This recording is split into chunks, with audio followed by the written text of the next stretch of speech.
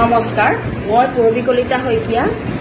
মই এগৰাকী সাধাৰণ মহিলা আৰু অসম চৰকাৰৰ দ্বাৰা বিজেপি চৰকাৰৰ দ্বাৰা বঞ্চিত হোৱা এগৰাকী শিক্ষয়িত্ৰী। 90 দশকৰ পৰা শিক্ষকতা কৰি আহিছিলোঁ।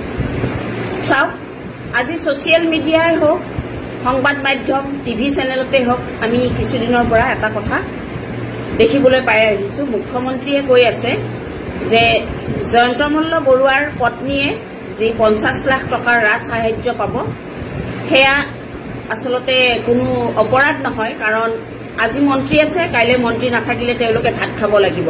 খুব সুন্দৰ কথা। আপুনি চিন্তা চৰ্চা কৰিছে মন্ত্ৰীৰ পত্নীৰ কাৰণে, মন্ত্ৰীৰ পৰিয়ালৰ কাৰণে, তাত ক'বলগীয়া একো নাই।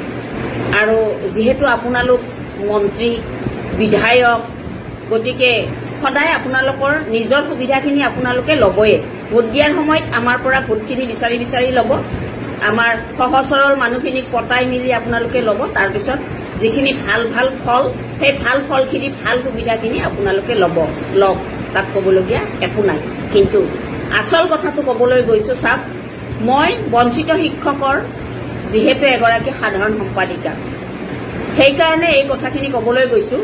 মাননীয় মুখ্যমন্ত্ৰী মহোদয় হিমন্ত বিশ্ব শৰ্মা, আপোনাক ক'বলৈ বিচাৰিছোঁ, আপুনি যেতিয়া কংগ্ৰেছত আছিলে তেতিয়া আমাৰ শিক্ষানুষ্ঠানবিলাক ৰিকগনাইজ কৰা হৈছিলে, কনকাৰেঞ্চ কৰা হৈছিলে। ৰিকগনাইজত এজন শিক্ষক কম থাকিলে ৰিকগনাইজ নহয়। কিন্তু যেতিয়া আপুনি বিজেপি চৰকাৰত আহিলে, বিজেপি চৰকাৰত আহি 2017 চনত আপুনি যেতিয়া এখন আইন আনিলে, সেই আইনখনত কিছুমান ধাৰা উপধাৰা দি আপুনি আজি আমাক ৰাজপথত আন্দোলন কৰিবলৈ বাধ্য কৰালে। এতিয়া আপোনাক প্ৰশ্ন কৰিছোঁ, আমাৰ পৰিয়ালত কি ভাত খাব নালাগে? আমাৰ পেট নাই? আমি জীয়াই থাকিব নালাগে? আমাৰ সন্তানক পঢ়ুৱাব নালাগে? অকল মন্ত্ৰী বিধায়কৰ পৰিয়ালেহে ভাত খাব লাগে? অকল মন্ত্ৰী বিধায়কে ডাঙৰ ডাঙৰ বিল্ডিং বনাই দামী দামী গাড়ীত ঘূৰিব লাগে, পঢ়া শুনা কৰিব লাগে ল'ৰা ছোৱালীয়ে? আমাক কি এইদৰে ৰাজপথত আন্দোলন কৰি থাকিবলৈ দিব নেকি? ৰিকগনাইজ কিয় কৰিছিলে? কনকাৰেঞ্চ কিয় কৰিছিলে? আমাৰ সময়বিলাক কিয় নষ্ট কৰিছিলে? গতিকে মাননীয় মুখ্যমন্ত্ৰী মহোদয়, আপুনি যেনেকে জয়ন্ত মল্ল বৰুৱাৰ পত্নীৰ কথা চিন্তা কৰিছে, যেনেকে জয়ন্ত মল্ল বৰুৱাই মন্ত্ৰিত্ব যোৱাৰ পিছত কি কৰি খাব সেইটো কথা চিন্তা কৰিছে, ঠিক তেনেকে আপুনি আমাৰ এই শিক্ষকসকলৰ কথাবিলাকো অলপ চিন্তা কৰক। আৰু নহ'লে 2026ত আমাৰ শিক্ষকসকল সাজু হৈ আছো আপোনাক উত্তৰ দিবৰ কাৰণে।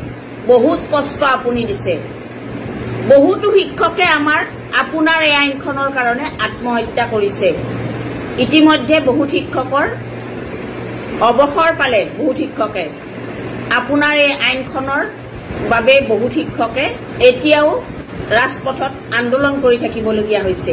গতিকে আপোনাক অনুৰোধ কৰিছোঁ, এই ভিডিঅ' যোগে অন্য মন্ত্ৰীৰ পত্নীৰ কথা যেনেকে চিন্তা কৰিছে, ঠিক সেনেকে আপুনি আমাৰ এই শিক্ষকসকলৰ কথাও চিন্তা কৰক। ৰিকগনাইজ হোৱা, কনকাৰেঞ্চ হোৱা আৰু 90 দশকৰ পৰা শিক্ষকতা কৰি থকা, বয়স উকলি যোৱা এই শিক্ষকসকলৰ কাৰণে আপুনি অতি শীঘ্ৰেই চিন্তা চৰ্চা কৰক। নহ'লে 2026ত আমি আপোনাক উত্তৰ দিবৰ বাবে সাজু হৈ আছো।